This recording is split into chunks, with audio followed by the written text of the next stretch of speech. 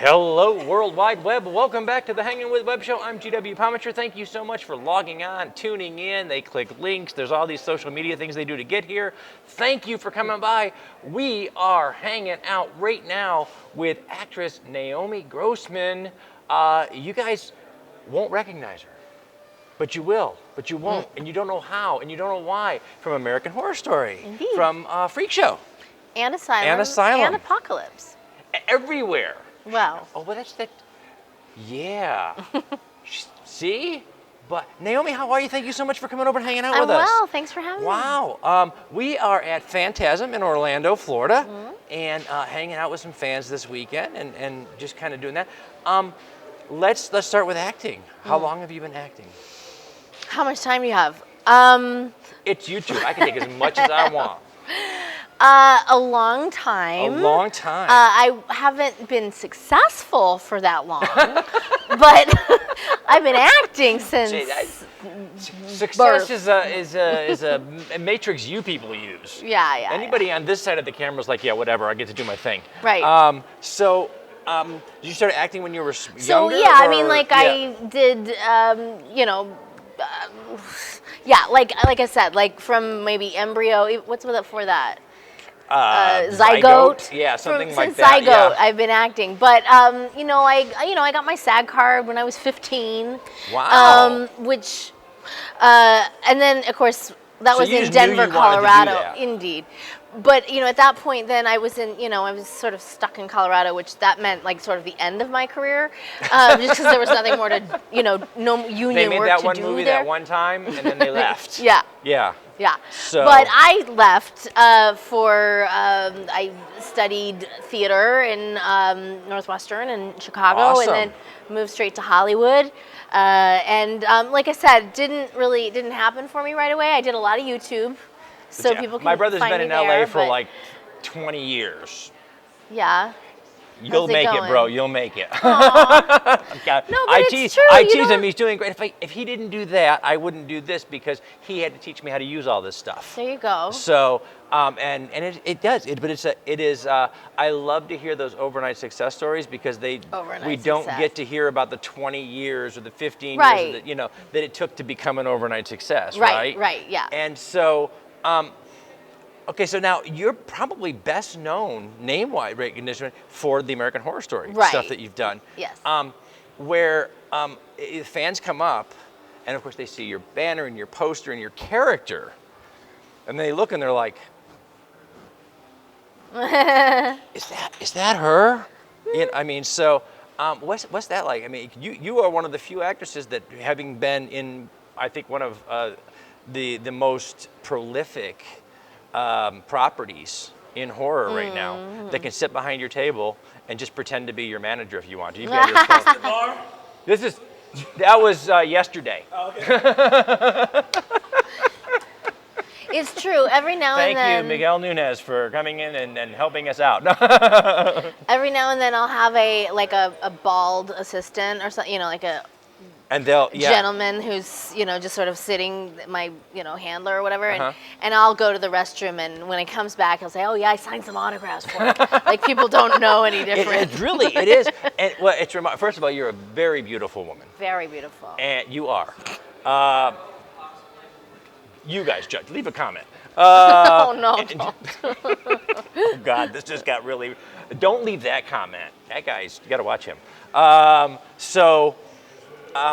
But what were you drawn to this character? Were you drawn to the paycheck? Were you drawn to the work? We're all drawn to the paycheck. I mean, yes. again, we've established at this point I couldn't get a job, so yes, I was definitely drawn to a paycheck. They said, "Here, put this on," and she's like, "Okay." No, but I mean, I've always been a character actress. Yeah. Like prior to Horror Story, I was in the Groundlings, which is known for being sort of kind of an SNL factory. So, really big, over-the-top sort of characters. Yeah. And when you think about it, I mean, obviously, Horror Story is a far cry from Saturday Night Live, but at the same time, like, I don't know. Some of those are pretty funny, actually. But they do. Pepper is a big character. Yes. Yes. And it's really just a matter of sort of dialing that, how how big you want to play it. Yeah. Wow. So, best fan moment. This is a fan convention. We're here where fans are. What is the most remarkable, standout fan moment for you? Well, it's a personal. It resonates for me personally. Don't tell anyone. Yeah.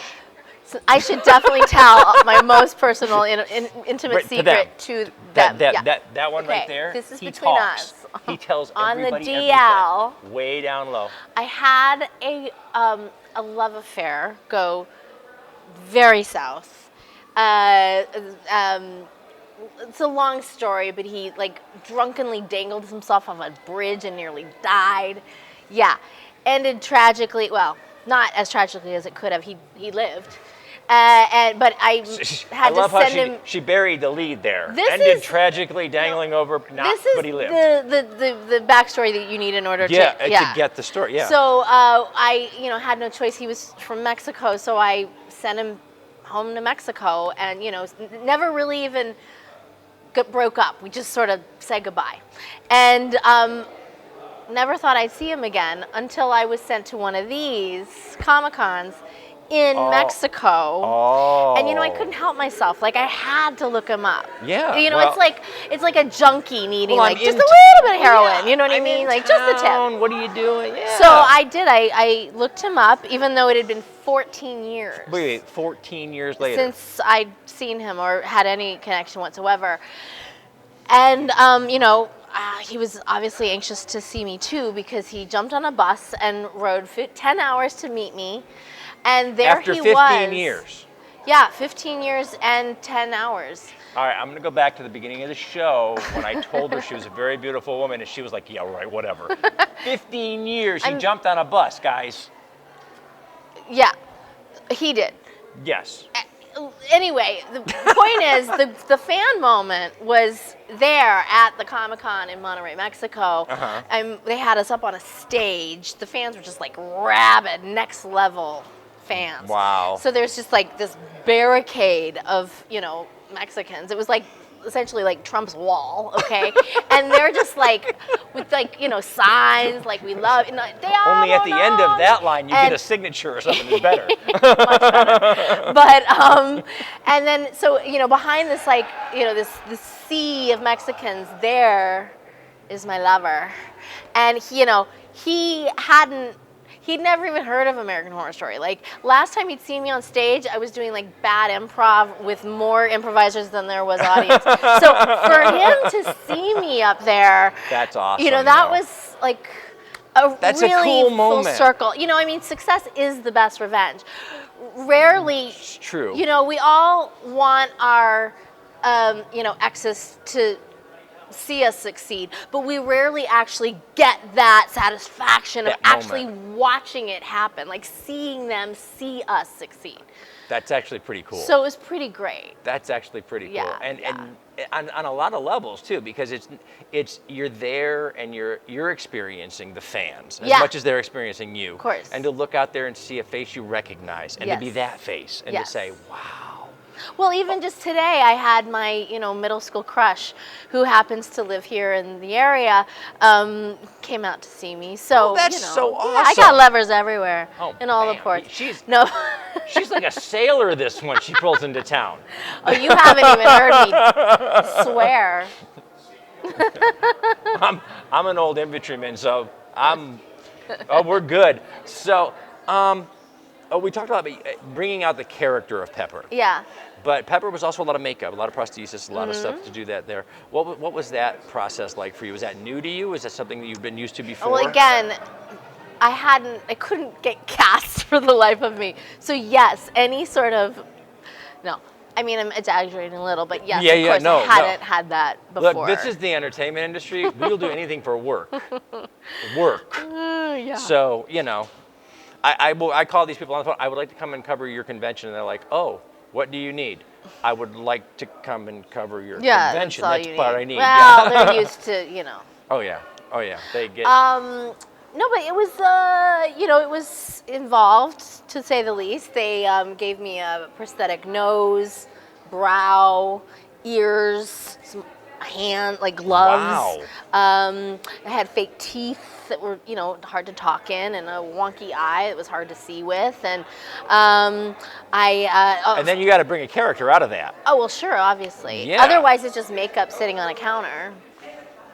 Yeah. Yeah. I also had, in the case of the freak show, in the orgy, the freak orgy of the episode 4, season 1, or sorry, season 4, episode 1.